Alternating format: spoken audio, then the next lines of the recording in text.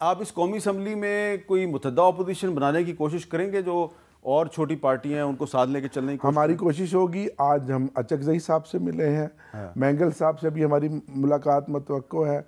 अभी मैंगल साहब के साथ एक मुलाकात तो हो चुकी है ना असद कैसर जी साहब जी, की। अभी एक प्रोग्राम अभी मुलाकात आपके प्रोग्राम का फजल रहमान साहब के पास जा रहे हैं कि हम सब लोग बैठें, और जो पंच लाइन है वो ये है कि जो 8 फरवरी का रिज़ल्ट है, जो मैंडेट चुराया गया, पहले उसकी तहकीकात साफ शफाफ कराई जाए, और जो मैंडेट जिस पार्टी का भी चोरी किया गया उसको वापस किया जाए। उसके बाद फिर हम आगे चलेंगे। आप को यकीन है कि मौलाना फजल रहमान साहब आपके साथ चलेंगे?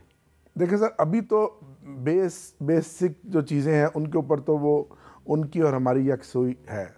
उनको भी ये लग रहा है कि ये जो असेंबली है ये एक तमाशा है, अवाम को बेवकूफ़ बनाया गया और अवाम के अरबों रुपए खर्च किए गए हैं।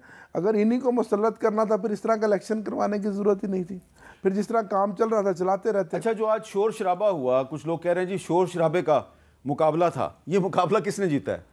नहीं सर, शोर शराबा तो देखें, हमारी तरफ जज्बात थे, जुनून था। वो उधर सारे मुर्दा घोड़े थे, उनके चेहरे आप तस्वीरें देखें, मुंह लटके हुए थे और खौफ था।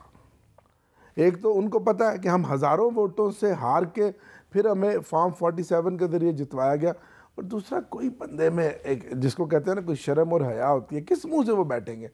आपको तब मियाँ नवाज शरीफ साहब खुद यास्मीन राशिद साहिबा से हार चुके हैं, खुद वो हारे हुए हैं, और मानसेरा से भी हार गए हैं। 17 सीटें हैं, और आज जनाब उनको इधर उधर से खींच खूंच के कर करा के उन्हें पार्लियामेंट की सबसे बड़ी पार्टी डिक्लेयर कर दिया गया। अच्छा, तो शोर शराबे का मुकाबला किसने जीता है? सर नहीं, हमने तो बड़ा असूली मौक़िफ़ था हमारा, कोई हमारा मुकाबला शोर शराबा का नहीं। हमने एक एहतजाज किया, और एहतजाज वो जो आप तस्वीरें लेके गए अपनी पार्टी के बानी चेयरमैन की, तो ये क्या रोज रोज लेके जाएगा? सर वो तो हम इसी तरह का एहतजाज जारी रखें। देखें ना, हमें तो वोट उसी पार्टी के उस इमरान खान के आदि नंबर 804 का मिला। अब मैंने 1,48,000 वोट लिया, ये वोट इमरान खान को लोगों ने दिया। ऐसे ऐसे इनकलाब हुए हैं हामिद मीर साहब, मैं आपको बता नहीं सकता, कि जो हम सुनते थे 70 में खंबे को वोट दिए हैं, इमरान खान ने खंबे खड़े किए थे और वो भी जीते हैं, और बड़े बड़े लोगों के मुकाबले में जीते हैं। वो मैं कभी आपको तफसील बताऊंगा आपके प्रोग्राम में, वक्त अब इतना नहीं है, कि ऐसे ऐसे लोग जीते हैं कि ये खंबा था, ये इनकलाब था। 8 फरवरी को जो लोग निकले उन्होंने तो अपना हक अदा कर दिया। अब अगर आप अवाम के मैंडेट को तस्लीम ना करें तो ये ज़्यादती होगी। तो अच्छा, अब ये जो आपकी रिजर्व सीटों वाला मामला है, ये अगर टाइमली हल नहीं होता तो ये सुप्रीम कोर्ट में जाएगा, तो सुप्रीम कोर्ट के फैसले को आप तस्लीम करेंगे? बिल्कुल। जब हम क्या कर सकते हैं, देखें ना, आखिरकार फिर हमने सुप्रीम कोर्ट पे जाना है।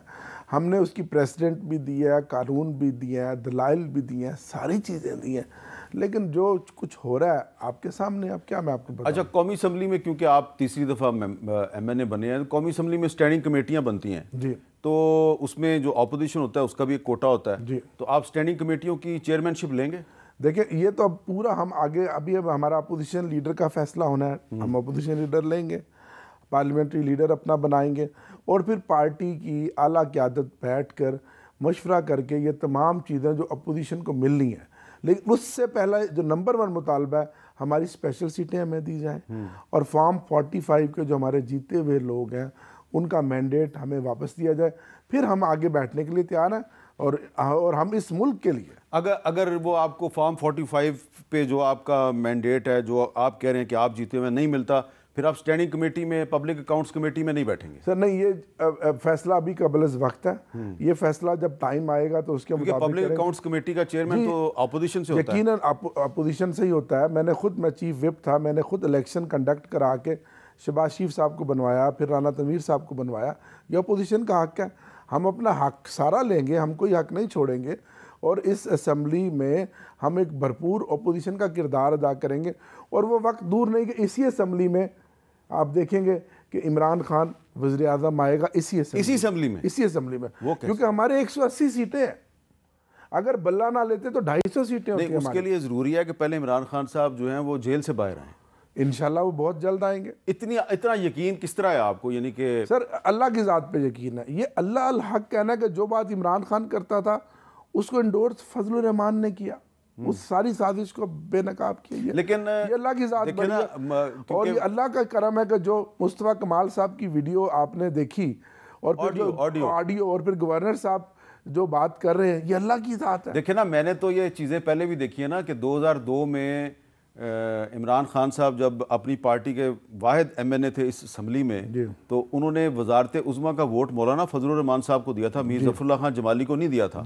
तो फिर बीच में कोई 10-15 साल ऐसे आए कि वो एक दूसरे के मुखालिफ हो गए। तो ये कोई पहली दफ़ा मैं नहीं देख रहा कि मौलाना फजलुर रहमान और इमरान खान एक दूसरे के करीब आ गए, ये पहले भी हो चुका है। बिल्कुल जी, कुछ हालात ऐसे बन जाते हैं सियासत में कि जिसमें आपको आप करीब आ जाते हैं, लेकिन हम अपने प्रिंसिपल्स पर कायम हैं, हम अपने मौक़िफ़ पर कायम हैं। मौलाना साहब का और हमारा क्योंकि दुख एक जैसा है, तो इसलिए हम जिसको कहते हैं कि पार्लियामान के अंदर भी एक रोज़ आपको एक अपनी हिकमत अमली बनानी होती है, और ओवरऑल भी जो हालात बने हैं, तो उसमें अगर हम PTI एक सियासी पार्टी है और सियासी पार्टी के तौर पर अगर आगे बढ़ेगी, तो ज़रूरी है कि उसको उन बाकी पॉलिटिकल पार्टियों से एंगेज होना है और होना चाहिए। मैं इसके हक़ में हूँ। अच्छा, और पीपल्स पार्टी और MQM जो अभी लगता ये है कि शहबाज शरीफ साहब की इत्तेहादी होंगी, और दोनों में इस वक्त हमें कुछ कशीदगी नज़र आ रही है, इन दोनों में से कोई एक टूटेगी तो आप उसके साथ रब्ता मुझे आज MQM बहुत डाउन नज़र आई है। अच्छा, बहुत डाउन नज़र आई है। वो हल्फ तो ऐसे जैसे एक बंदे को मजबूरन नहीं लेकर आ जाते। मेरे उनमें दोस्त भी हैं, कुछ मेरे पुराने कुलीग भी हैं, लेकिन ओवरऑल जो मैं उनकी बॉडी लैंग्वेज आज जो चेक किया वो बहुत डाउन थे। वो जैसे कि ज़बरदस्ती ने बंदे को बैठा दिया जाता। तो आप देखेंगे इस तरह का ज़बरदस्ती इत्तेहाद कभी तोड़ नहीं चढ़ता। तो MQM के साथ कभी आपको लगता है कि कभी आपका राब्ता दोबारा हो जाएगा? देखें, सियासत में सारी चीज़ें मुमकिन है, क्यों नहीं हो सकता। MQM हमारी इत्तेहादी रही है, लेकिन आपको मज़े की बात बताऊं, MQM को जो 22 सीटें दी गई हैं, हर सीट पे MQM तीसरे नंबर पे है, और हमारा उम्मीदवार 70 से 80 हज़ार वोटों से जीता हुआ है।